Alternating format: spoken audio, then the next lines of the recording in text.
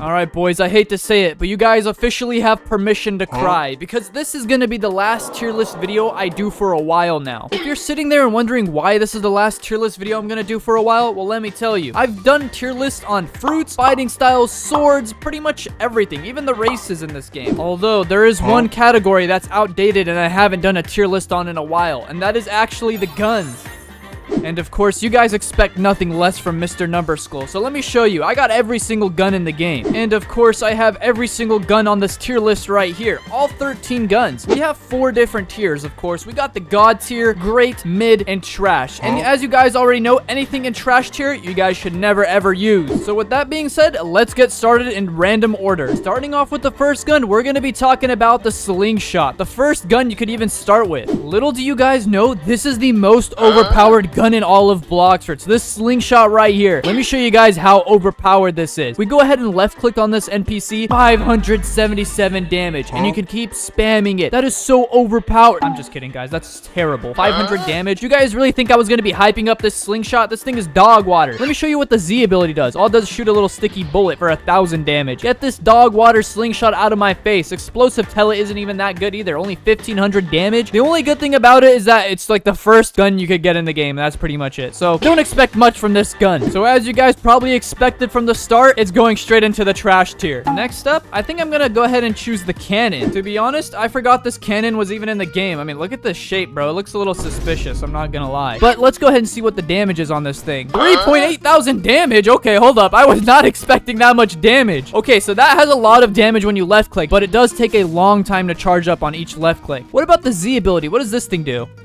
Oh, that shoots like a heat wave that does 2,000 damage. So that's a little kind of disappointing. I thought it would deal more damage. What about the X ability? Only 1,800 damage. Wait, hold on. So the left click deals more damage than everything else? That doesn't make any sense. Let me double check that. Yeah, 2,000 damage with the Z ability. Okay, what about the X again? One more time. Oh, there we go. 3,100 damage, and it ticks in the fire for 4.4 thousand. Okay, the Z ability is a little disappointing, but the damage on the left click and the X ability is actually really good. But it has absolutely 0 stuns and pretty much anything else like that. So it's kind of mid, I'm not gonna lie. I don't really see people using this in PvP or anything like that, but it has some pretty high damage, so I'm gonna have to give it the credit it deserves and just put it in the mid tier. Now let's talk about the musket. So far, all these guns that I've been reviewing are all first C guns, so don't expect too much from these. I mean, wait a second. 2.5 thousand damage is actually pretty high, although the musket does take a while to shoot left click. What about Dragon Bullet? What does that do? 2.2 thousand damage? Hold on, this isn't too bad for a first C gun. What the heck? It has a tornado ability? I didn't even know that. But to be honest, nobody's really using the musket either. Not a lot of people use this in PvP. So taking a wild guess, I'm gonna have to say this is gonna go in trash tier because there is the refined musket right here, and there is a refined slingshot. So if those two are trash, I'm probably gonna have to guess these two are also mid. But there's only one way to find out. Let's take a look at that refined musket next. So if this is the upgraded version of the other musket we just used, it must have better damage, right? Oh yeah, slightly better damage. 3,000? That's pretty solid, and it shoots a little bit faster, I noticed. What about the Z ability? Same thing? Yeah, but it does slightly more damage. What about this? Okay, it's the same exact thing, just slightly more damage. That's all it does. That was kind of a letdown, but did I really expect more? Not really. So I guess the refined musket's mid compared to its old form, the regular musket. And what about the refined slingshot? I shouldn't expect much from this, right? All right, refined slingshot, don't let me down. Can we spam this a lot faster? Hold on. You could kind of spam this way faster than I actually thought. You stack up damage pretty good. What about the sticky pellet? That deals a lot of damage, actually. What about the X ability? 2,000 damage. You know what? I will give it the credit it deserves. I don't think it's that mid, just because you could spam it so